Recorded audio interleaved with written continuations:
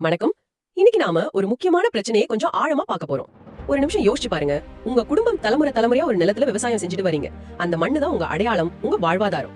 திடீர்னு ஒரு நாள் தொழில் வளர்ச்சிக்காக இந்த நிலம் எங்களுக்கு வேணும்னு அரசாங்கம் கேட்டா உங்க மனநிலை எப்படி இருக்கும்? கடலூர் மாவட்டத்துல ஆயிரக்கணக்கான விவசாயிகள் இப்போ இந்த கேள்வியோட தான் வாழ்ந்துட்டு இருக்காங்க. ஆமா, இதுதான் இப்போ அங்க பெரிய விவாதமா போயிட்டு இருக்கு. ஆமாம், கடலூர்ல ஒரு புதிய சிப்காட் தொழிற்பேட்டை அமைக்க போறதா ஒரு திட்டம். இதை எதிர்த்து தமிழக வாழ்வுரிமை கட்சி தலைவர் திரு வேல்முருகன் அவர்கள் ஒரு விரிவான அறிக்கை வெளியிட்டிருக்காங்க. அந்த அறிக்கையை மையமா வச்சுதான் நாம இந்த விஷயத்தை அலச போறோம். எதுக்காக இந்த திட்டத்துக்கு இவ்வளவு எதிர்ப்பு? தொழில் வளர்ச்சியும் முக்கியம் தானே. இதுல இருக்கிற சிக்கல் என்ன? வாங்க பார்க்கலாம். தெரியாதவங்களுக்காக சிப்காட்ன்றது அரசாங்கத்தோட ஒரு நிறுவனம், அதாவது state industries promotion corporation of Tamil Nadu. சரி, இவங்க தான் பெரிய தொழிற்சாலைகளை ஒரே இடத்துல கொண்டு வரதுக்காக தொழிற்பேட்டைகளை உருவாக்குறாங்க. கடலூர்ல நடக்கிற அந்த விவாதம் வெறும் நிலம் எடுக்கிற பிரச்சனை மட்டும் இல்ல. திரு வேல்முருகன் சுட்டிக்காட்டுற மாதிரி இது ஏற்கனவே அங்க இருக்கிற தொழிற்சாலைகளால ஏற்பட்ட பாதிப்புகள், எதிர்காலத்துல வரப்போற ஆபத்துகள், அப்புறம் ஆயிரக்கணக்கான விவசாயிகளோட வாழ்க்கைன்னு பல விஷயங்களோட சம்பந்தப்பட்டது. சரி, அப்போ இந்த புது சிப்காட் பத்தி பேசுறதுக்கு முன்னாடி ஏற்கனவே கடலூர்ல ஒரு சிப்காட் இருக்கு இல்லையா? ஆமா, இருக்கு. அதோட நிலைமை என்ன? அந்த அறிக்கை அத பத்தி என்ன சொல்லுது? அதுதான் இங்க முக்கியமான விஷயமே. அந்த அறிக்கையின்படி கடலூர்ல ஏற்கனவே இருக்கிற சிப்காட் வளாகத்துல பெரும்பாலும் எப்படி சொல்றது, ரொம்ப அபாயகரமான ரசாயனங்களை கையாளும் நிறுவனங்கள் தான் இருக்கு. ஓ, அபாயகரமானதா? ஆமா, பூச்சிக்கொல்லி, பெயிண்ட், மருந்து பொருட்கள், பிவிசி மாதிரியான பொருட்களை தயாரிக்கிற தொழிற்சாலைகள். ஒரு நிமிஷம், பிவிசின்னு சொன்னீங்க. அது சாதாரணமா நாம பயன்படுத்துற பைப் மாதிரியான விஷயம் தானே. அதுல என்ன பெரிய அபாயம் இருக்கு? நல்ல கேள்வி. பிவிசி பொருள் ஆபத்து இல்ல, ஆனா அதை உற்பத்தி செய்யற முறை தான் சிக்கலானது. அப்படியா? பிவிசி தயாரிக்கிறப்ப அது சரியா கையாளலைன்னா குளோரின் மாதிரியான அபாயகரமான ரசாயன வாயுகள் காற்றுல கலக்க வாய்ப்பு இருக்கு. இது சுத்தி இருக்கிற மக்களுக்கு மூச்சு திணறல் மாதிரியான பிரச்சனைகளை உண்டாக்கலாம். சரி சரி, புரியுது. திரு வேல்முருகன் அவர்களுடைய கட்சி அறிக்கையில இது மாதிரியான தொழிற்சாலைகளால அந்த பகுதி மக்களின் வாழ்வாதாரமும் சுற்றுச்சூழலும் தொடர்ந்து பாதிக்கப்பட்டு வரதா அழுத்தமா சொல்றாங்க. ஓ, அப்போ இது வெறும் தியரி இல்ல, நிஜமாவே பாதிப்புகள் நடந்திருக்கா? அந்த அறிக்கையில ஒரு குறிப்பிட்ட சம்பவம் பத்தி சொல்லிருக்காங்களே. ஆமா, செப்டம்பர் 5, 2025ல கிரிம்சன் ஆர்கானிக்ஸ் அப்படிங்கிற ஒரு தொழிற்சாலையில நடந்த சம்பவத்தை ஒரு முக்கியமான உதாரணமா காட்டுறாங்க.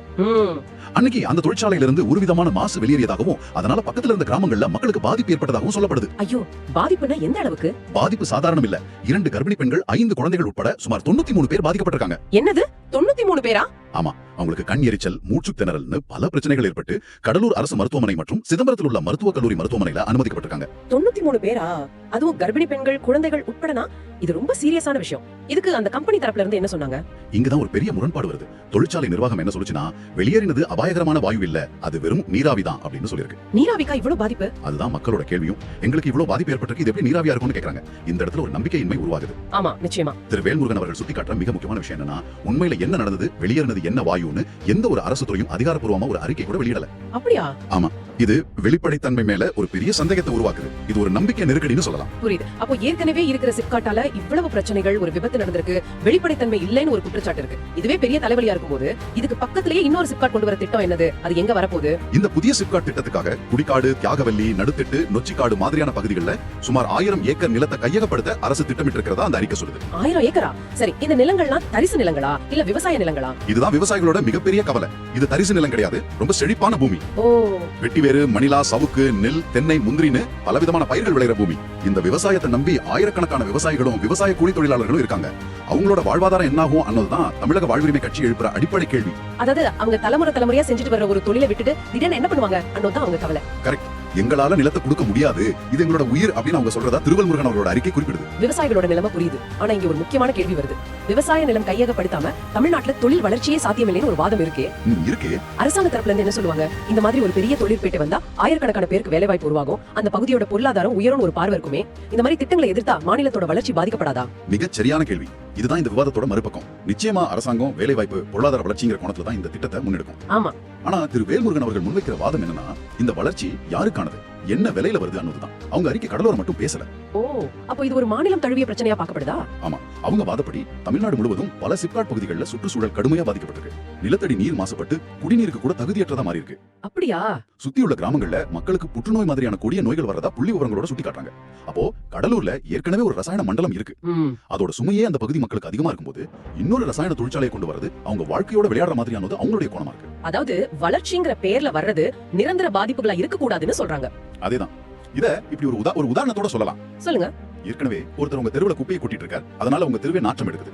இப்போ அவரே வந்து, நான் என் வீட்டுல இருக்கிற எல்லா குப்பையும் உங்க வீட்டு வாசல்ல தான் கொட்டுவேன், ஆனா அதுக்கு பதிலா உங்களுக்கு மாசம் ஒரு சின்ன தொகை தரேன்னு சொல்ற மாதிரி இருக்கு இந்த நிலைமைன்னு விவசாயிகள் நினைக்கிறாங்க. ஆமா, கரெக்ட். அந்த பணத்தை வச்சு அவங்களால இழந்த ஆரோக்கியத்தையோ சுத்தமான தண்ணீரையும் திரும்ப கொண்டு வர முடியுமா? இதுதான் அவங்க கேட்கிற கேள்வி. ரொம்ப ஆழமான ஒப்பீடு. இதுல சுற்றுச்சூழல் சம்பந்தமான வேற என்ன விஷயங்கள் அந்த அறிக்கை குறிப்பிடுது? இன்னொரு முக்கியமான விஷயத்தை திரு வேல்முருகன் கட்சி நினைவூட்டுது. நாம இப்போ பருவநிலை மாற்றமான ஒரு பெரிய உலகளாவிய அச்சுறுத்தல வாழ்ந்துட்டு இருக்கோம். ஆமாம். இந்த நேரத்துல சுற்றுச்சூழலுக்கு எதிரான திட்டங்களை விரிவாக்கம் செய்யக்கூடாதுன்னு அறிவியலாளர்கள் தொடர்ந்து எச்சரிக்கை செய்றாங்க. ஆனா நாம இன்னும் பசுமையான விவசாய நிலங்களை அழிச்சு தொழிற்சாலைகளை கட்டிட்டு இருக்கோம். சரிதான். அது மட்டும் இல்லாம இந்த திட்டத்துக்காக வெறும் விவசாய நிலங்கள் மட்டும் கையகப்படுத்தப்படல, ஏரி குளம் மாதிரியான நீர்நிலைகளும் இதுல போகுது. இதனால மனுஷங்க மட்டும் இல்ல, அந்த பகுதியை நம்பி இருக்கிற கால்நடைகளும் பாதிக்கப்படும் அப்படின்ற அபாயத்தை சுட்டி காட்டுறாங்க. ஆக இன்னைக்கு நாம பார்த்த வரைக்கும் இந்த விவகாரம் ரொம்ப சிக்கலானது.